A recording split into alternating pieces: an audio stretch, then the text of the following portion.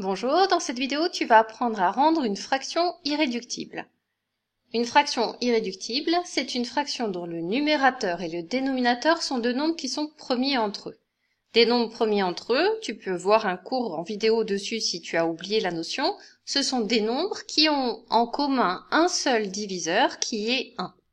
Donc ça peut être des nombres premiers différents, puisque des nombres premiers ont comme unique diviseur 1 et eux-mêmes, ou alors ça peut être des nombres qui ne sont pas premiers, qui n'ont simplement aucun autre diviseur en commun que 1.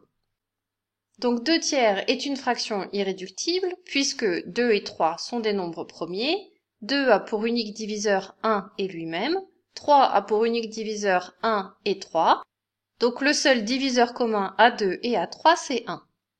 1 demi est également une fraction irréductible, 1 n'est divisible que par lui-même, 2 est un nombre premier, il est divisible par 1 et lui-même, donc le seul diviseur commun à ces deux nombres, c'est 1. Ils sont premiers entre eux. 7 23e est également une fraction irréductible, puisque 7 et 23 sont des nombres premiers, mais je peux avoir aussi une fraction irréductible avec des nombres qui ne sont pas premiers. 12 et 35 ne sont pas premiers, 12 est divisible par 3 et par 2, par 4, par 6, 35 est divisible par 7 et par 5, mais le seul diviseur commun à ces deux nombres, c'est 1, ils sont donc bien premiers entre eux. Donc toutes ces fractions sont des fractions irréductibles.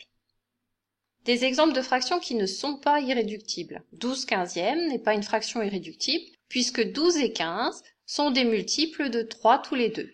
12 c'est 3 fois 4, 15 c'est 3 fois 5. Comme le numérateur et le dénominateur ont 3 comme diviseur commun, ce ne sont pas des nombres premiers entre eux. 4 sixièmes non plus n'est pas une fraction irréductible, puisque 2 est un diviseur commun à 4 et à 6. Comment faire pour rendre une fraction irréductible? On va se servir de la décomposition en produit de facteurs premiers. Tout nombre entier peut s'écrire comme un produit de facteurs premiers, produit unique à l'ordre des facteurs près. On va donc décomposer le numérateur et le dénominateur en produits de facteurs premiers. On va diviser numérateur et dénominateur par tous les facteurs communs de ces deux décompositions. Lorsqu'on aura fini toutes ces divisions, les nombres numérateurs et dénominateurs auront pour seul facteur commun 1, ce seront donc des nombres premiers entre eux, notre fraction sera irréductible. On applique tout de suite cette méthode avec la fraction 66 trentième. Je vais décomposer 66 et 30 en produits de facteurs premiers. Pour cela, il faut connaître la liste des nombres premiers inférieurs à 100. Je l'écris à côté, normalement on la connaît depuis l'année dernière.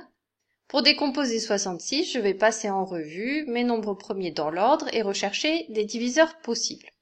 2 est un diviseur de 66, puisque 66 est un nombre pair. J'écris donc 2 dans la colonne de droite et je divise 66 par 2. Le quotient entier, c'est 33. 2 fois 33, ça fait 66. 33 n'est pas divisible par 2, je passe donc au nombre premier suivant qui est 3. 33 est divisible par 3, c'est 3 fois 11. Et 11, je reconnais un nombre premier, il n'est divisible que par 11 et par 1. J'écris donc 11 dans la colonne de droite et 1 dans la colonne de gauche. J'ai terminé ma décomposition en produit de facteurs premiers puisque je suis arrivé à 1 dans la colonne des quotients entiers. La décomposition en produit de facteurs premiers de 66, c'est le produit de 2 par 3 par 11. Je décompose maintenant 30 en produit de facteurs premiers. 30 est divisible par 2, c'est égal au produit de 2 par 15. 15 n'est pas divisible par 2, mais il est divisible par 3, c'est égal à 3 fois 5. Et 5 est un nombre premier, c'est le produit de 5 par 1. La décomposition en produit de facteurs premiers de 30, c'est 2 fois 3 fois 5. Je remarque que j'ai deux facteurs communs dans cette décomposition. Je peux diviser numérateur et dénominateur par 2, et numérateur et dénominateur par 3. La fraction irréductible qui est égale à 66 trentièmes, c'est la fraction 11 cinquièmes.